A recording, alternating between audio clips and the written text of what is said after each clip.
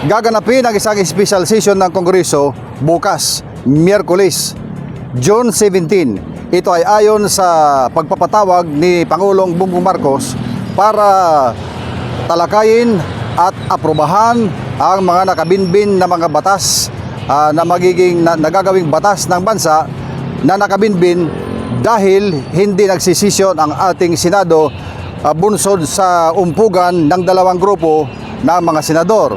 Kaya bilang intervention ng Presidente, magpapatawag siya ng special session bukas yun, June 17, at maraming mga batas sa pag-iusapan na kailangan maipasa.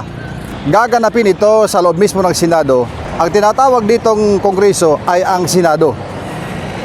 Upper House, Lower House naman yung Kamara. Pero sabay ito na magdadaos ng session ang House of Representatives at ang Senado, pero hindi joint. So, ang gaganapin na session sa Senado ay para maayos at maprobahan yung mga batas na mga nakabinbin na matagal na.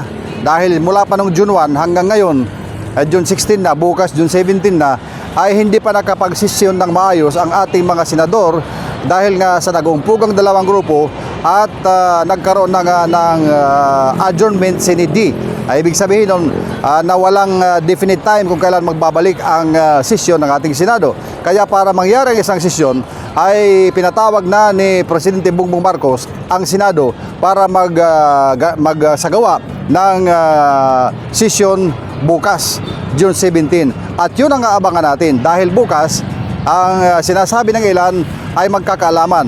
May mga pagbabago na mangyayari bukas dyan sa Senado. Yung 12 na mga senador na nasa grupo naman ni Senator Win Gatchalian ay maaaring madagdagan para yung 12 maging 13. At officially, baka bukas din ay yung sitting acting Senate President ay baka maging officially na. Officially Senate President na, wala na yung acting. Kasi sa ngayon, acting pa lang ang incapacity si Senator Win Gatchalian. Kaya nga pro tempore. Ibig sabihin doon, acting pa lamang.